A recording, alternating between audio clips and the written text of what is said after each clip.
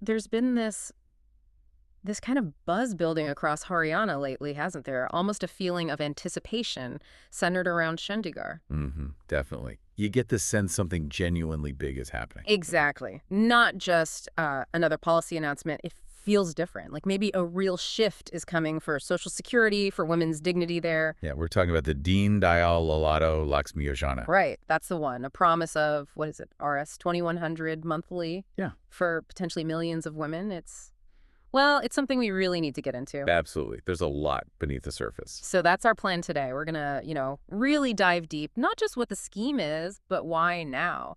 Who exactly does it aim to help? And crucially, what kind of impact could this actually have on families, on communities right across Haryana? We've been looking closely at the details, the announcements, the context. Yeah, trying to piece together the full picture of what feels like a really remarkable development. Okay, so where does this story really begin? The big reveal. Well, the formal announcement came from Chief Minister Nayab Singh Saini.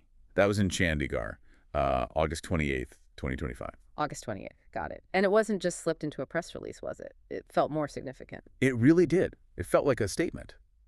And then there's the launch date they picked, September 25th, 2025. September 25th. That date rings a bell. It should. It's Pandit Deen Dayal Upadhyay's birth anniversary. Ah, okay. So that's intentional. Highly intentional, I'd say. It directly links the scheme to his philosophy of Antyodaya. Antyodaya. Remind us, it's about uplifting the last person in society, reaching the most marginalized. So connecting this modern policy back to that core idea, it says a lot. It suggests this isn't just about temporary aid. It's rooted in a deeper principle. Exactly. It frames the whole thing as aiming for something more profound than just handing out money. So what is the government explicitly saying? What's the stated goal here beyond the cash? They're talking about fostering Social Security, definitely, but also driving financial independence and, very importantly, honoring the dignity of women. Dignity. That's a powerful word in this context. It is, especially when they emphasize reaching women from economically weaker sections. It suggests it's not just about the money, but about, respect, recognition, enabling them to stand on their own feet. It's presented as much more than just aid. Right. More like a foundational shift they're aiming for. Okay, Yeah. So dignity, independence, security. Who gets this? Who benefits? The numbers being thrown around are huge. They really are. The initial estimates are for somewhere between 19 and 20 lakh women in the first phase alone. 19 to 20 lakh. That's almost 2 million women. Just wow. It's a massive scale for phase one. And the criteria for this first wave are very specific. Okay, let's break that down. Who qualifies initially? Women aged 23 years and above. And crucially, they need to be from families with an annual income of less than earns 1 lakh. 1 lakh rupees.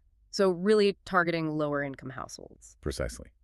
That cap is designed to ensure the support goes where it's most needed, at least to start. They have mentioned plans to expand it gradually. Which makes sense. You avoid potential pitfalls like that poverty trap idea, maybe, where people just above the line miss out. Exactly. A phased approach suggests they're thinking about fiscal sustainability and learning as they go. Now, what about the inclusivity? Are there aspects that make this different from, say, other welfare schemes we've seen? Yeah, a couple of things really stand out. First, it's open to both married and unmarried women. That is significant.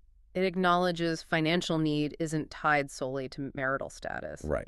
It's a broader understanding of women's economic realities. And then there's the residency rule. Ah, yes. Tell me about that. To ensure the benefit stays within Haryana, there's a 15-year residency requirement.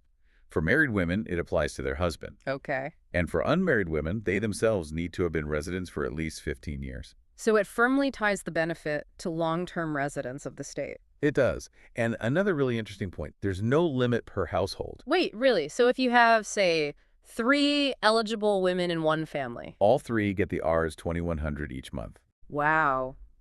That could make a massive difference to a family's overall income, couldn't it? Multiply the impacts significantly. Absolutely. It recognizes that need isn't isolated within a household. It could really strengthen the economic base of the entire family unit. Okay, but with any big scheme, there are usually exclusions, right? To avoid overlaps or people getting multiple similar benefits. Yes, that's definitely the case here. They've built in rules to prevent duplication.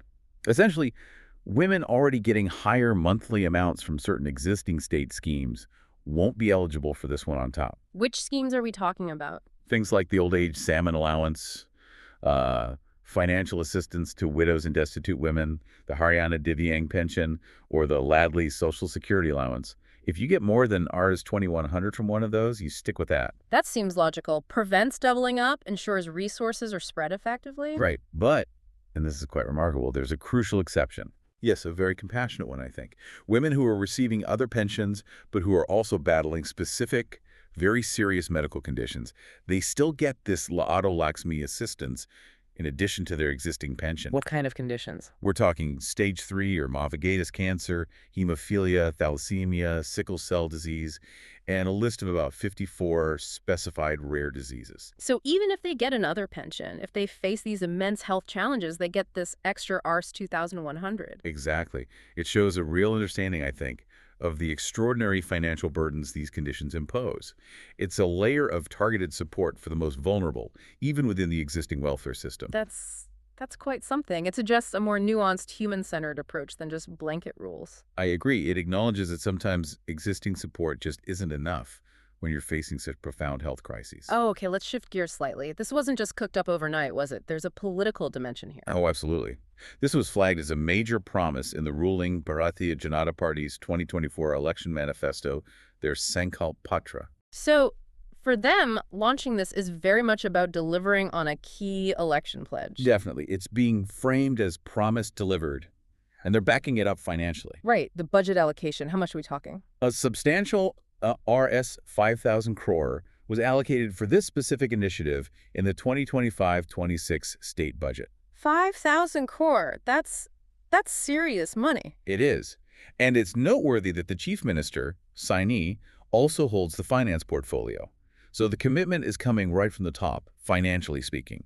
It signals this isn't just a temporary gesture. It looks like a long-term investment. And politically, how are they positioning this? I've heard the term double-engine government mentioned. Yes, that's a phrase often used to suggest alignment between the state and central governments, both led by the BJP in this case. CM Saini has contrasted their Sankalp Patra, this commitment document, with what they call the Ghoshna Patra, or declaration document, of the Congress Party. Implying one is a firm promise, the other maybe less so. That seems to be the implication they're drawing. They're also pointing towards perceived unmet promises by the AAP government in neighboring Punjab. It's standard political messaging, really highlighting their delivery versus the opposition's track record. So positioning themselves as the party that follows through, especially for the poor and marginalized? That's clearly the narrative. The success of this scheme on the ground will be crucial for validating that message, of course. Which brings us to the really crucial part, the actual impact. Forget the politics for a moment. What does Rs 2,100 a month mean for a woman in a rural village or a low-income urban household? It could be transformative. It's not just abstract money. It's potentially the difference between sending a child to school or not. It's being able to afford basic groceries without constant stress or accessing necessary health care. Things that many might take for granted. Absolutely. It's about alleviating that constant, grinding financial pressure. And beyond just covering essentials, think about the agency it provides. Agency. How so? Well, having a stable, independent income, even if modest, can shift dynamics within a household. It can give women more say in financial decisions, more autonomy. Right. It's not just about buying things. It's about empowerment. Exactly. We can picture a mother using this money for her daughter's school fees, ensuring she gets an education. Or maybe an unmarried woman uses it to invest in a small skill, like tailoring or digital literacy. Opening up possibilities for earning more later, perhaps starting a small business. Precisely. It directly tackles those gender gaps in education, financial independence, maybe even employment opportunities down the line. It's planting seeds for change. And what about the wider economy? Does this have ripple effects? You'd expect so. When women in lower-income households get extra funds, they tend to spend it locally. On necessities, yes, but within their communities. So supporting local shops, local services? Exactly.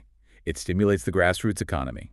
Money circulates within the community, potentially creating a positive feedback loop. Research often shows women invest more of their income back into family well-being and education compared to men, too.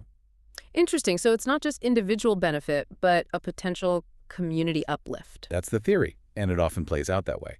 Plus, this aligns neatly with the bigger national picture. How so? The Viksit Bharat idea. Precisely. Prime Minister Modi often talks about women being one of the 4 key pillars for a developed India. This Haryana scheme fits right into that vision, creating an environment where women can participate more fully, more equally.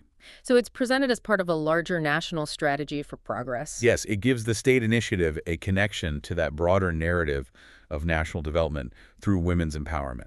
Okay, so the vision is grand, the potential impact is significant, but implementation is always the challenge, isn't it? How are they planning to roll this out? They're talking about using existing digital platforms for registration and verification, requiring proof of residency, proof of income, aiming for transparency. Digital platforms. That sounds efficient, but what about women in remote areas or those with limited digital literacy or access? That could be a real barrier. That is a huge consideration. While digital is efficient, you absolutely need robust, on-the-ground support to make sure no one eligible gets left behind. Like help desks or community outreach. Exactly. Leveraging existing networks, maybe Anganwadi workers or common service centers, will be vital to bridge that digital divide. The phased expansion plan also helps here. How does the phase plan help with that? Well, by starting with one group and planning to expand later, it allows the government to learn from the initial rollout, refine the processes, maybe identify where those support systems need strengthening before they scale up further. Right, learn and adapt. Makes sense. But what other hurdles do you foresee? Big schemes like this can run into problems. Oh, definitely. You always worry about bureaucratic delays, potential mismanagement, even fraud. Ensuring the money actually reaches the intended beneficiary smoothly and consistently is paramount. So strong monitoring is needed. Absolutely critical. Robust monitoring mechanisms are essential to track the funds, prevent leakages, and maintain public trust. And alongside that, awareness. Making sure eligible women actually know about the scheme and how to apply. Yes, especially in rural or harder-to-reach areas. You need active outreach campaigns, Nah. clear information in local languages, perhaps community meetings. You can't just launch it and expect everyone to find out. Technology plus human touch, essentially. It has to be. And then there's a long-term question.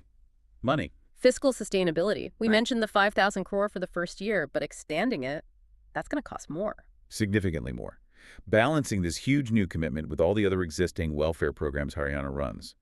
That requires very careful, ongoing financial planning. They need a sustainable model, not just an initial splash. Exactly. It's a massive undertaking, and ensuring it remains financially viable as it potentially grows is a major challenge they'll need to navigate carefully. It's a balancing act. So pulling it all together then, this Deen Dayal Laado Laxmi Yojana, it feels like more than just another welfare scheme. I think it is. It's being positioned as, and certainly has the potential to be, a powerful symbol. A symbol of Haryana's commitment to gender equality, to social justice, to that anti-Odai idea of inclusive growth. Reaching the last person. Trying to, yes.